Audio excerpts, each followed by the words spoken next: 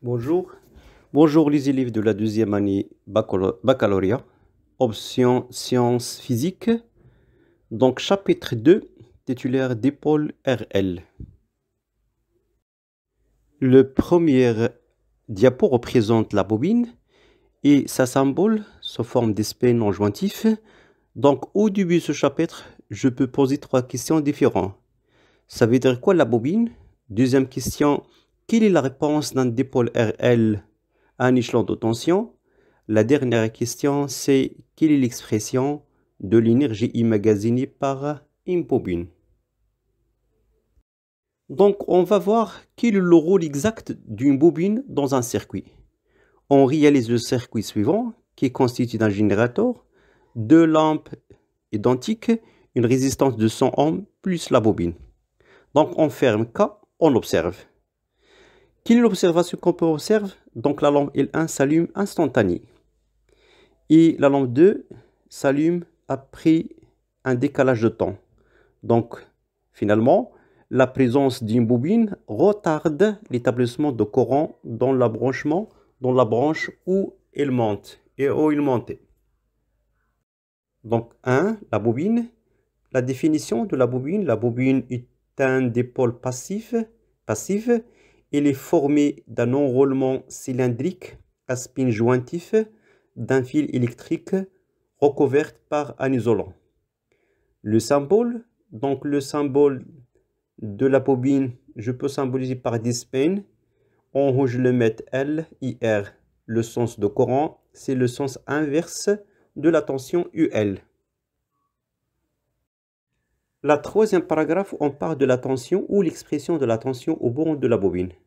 Donc, on exprime la tension. EL est égal L, la dérivée de I sur dt plus R fois I. Sachant que petit r, c'est la résistance interne ohm.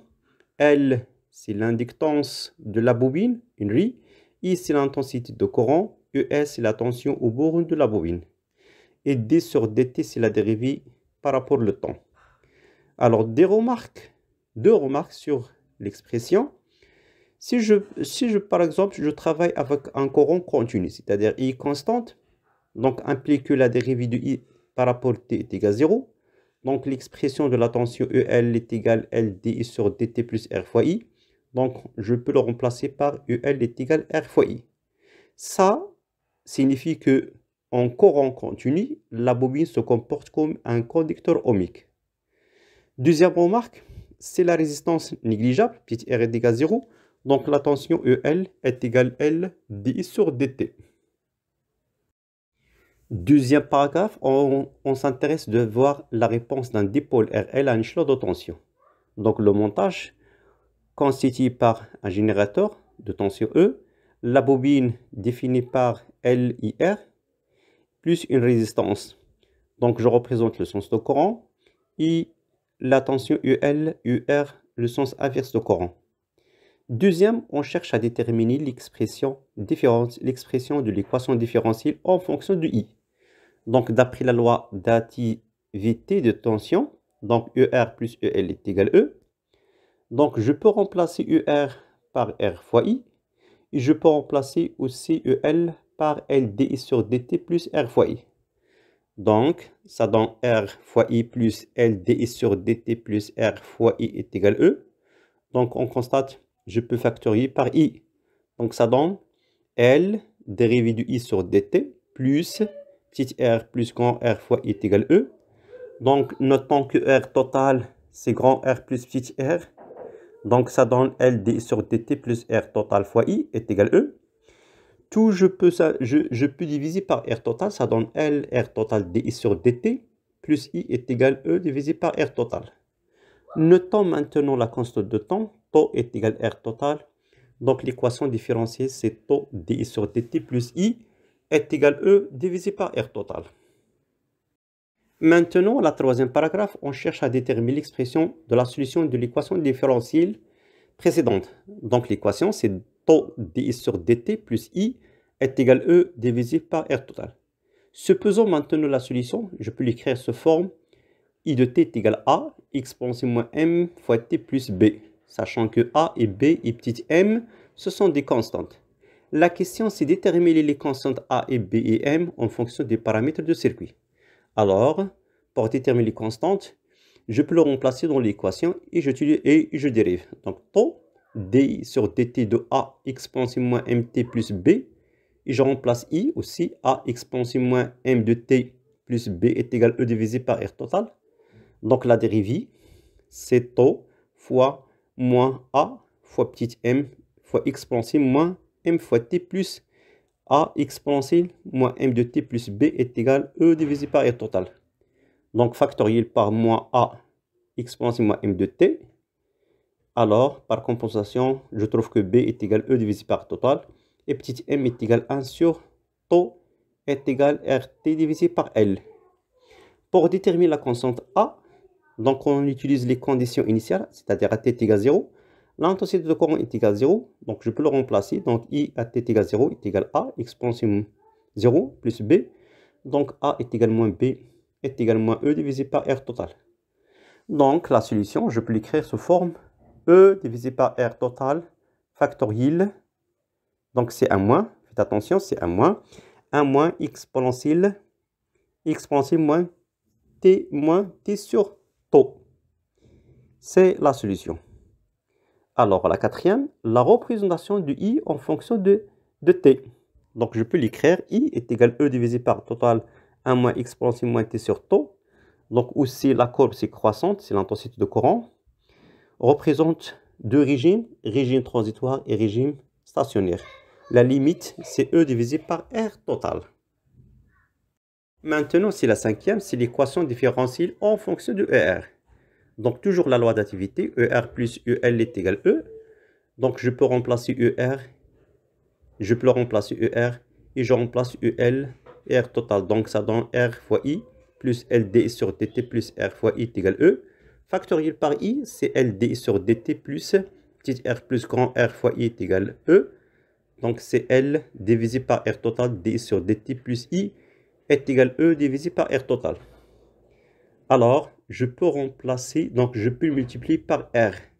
Ça donne L, R total, la dérivée de R fois I, dt plus R fois I, est égal à R fois E divisé par R total. Donc, je peux remplacer R fois I par ER, et je trouve l'équation différentielle en fonction de ER. Maintenant, c'est 6 la solution de l'équation différentielle en fonction de R, c'est la solution. Donc, ER est égal à factoriel 1 moins exponentielle moins t sur taux. Donc, ce sont des mêmes étapes. Je le remplace dans l'équation et je trouve A est égal à R fois E divisé par R total. Et taux est égal à L, R total. Donc, la solution, ER est égal à R fois E divisé par R total, 1 moins exponentielle moins t R total divisé par L. Supposons maintenant, on cherche à déterminer l'expression de UL en fonction de t. Donc, ER plus EL est égal à E. Donc, EL est égal à E moins ER. Donc, sachant que ER est égal à R fois I, I déjà trouvé c'est E divisé par R total 1 moins exponentielle moins t sur taux. Donc, ER, c'est R fois E divisé par R total 1 moins exponentielle moins t sur taux. Donc, je peux le remplacer dans EL est égal à E moins ER. Donc, soit je travaille avec R est égal à 0. Donc, pour atteindre que R est égal à R total. Finalement, ce EL est égal à E exponentielle moins t sur taux. La représentation graphique, c'est une fonction décroissante. Ça commence par E. Je peux le déterminer aussi à l'aide de ce graphe, la constante de temps. 8, l'unité de la constante de temps. Donc, taux est égal à R divisé par R total. On considère que R est égal à 0. Donc, R total est égal à R.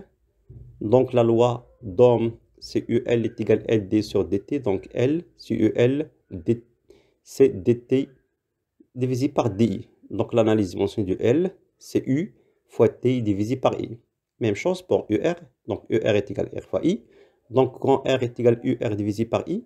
L'analyse dimension de grand R est égal à l'analyse dimension de U divisé par I. Donc, je peux le remplacer. Je trouve que taux est égal à grand T. 9e, détermination de la constante de temps. Donc, I en fonction de T. La première méthode, c'est l'abscisse qui correspondant à l'ordonnée 0,63 fois I.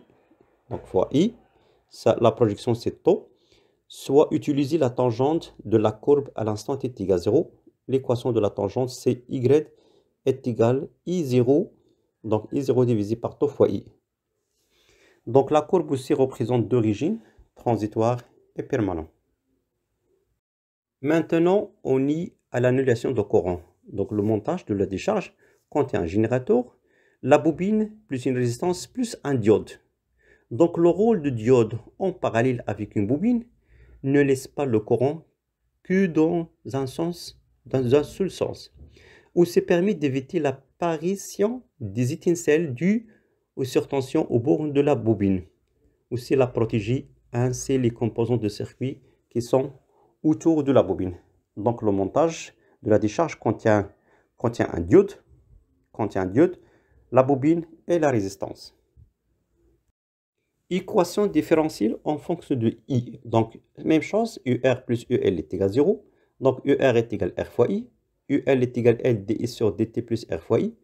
Toujours la résistance totale c'est R plus petit r. Donc je remplace UR et je remplace UL, factoriel par I. Et je simplifie et je divise par R total. Donc l'équation différentielle c'est L, R total, DI sur DT plus I est égal à 0.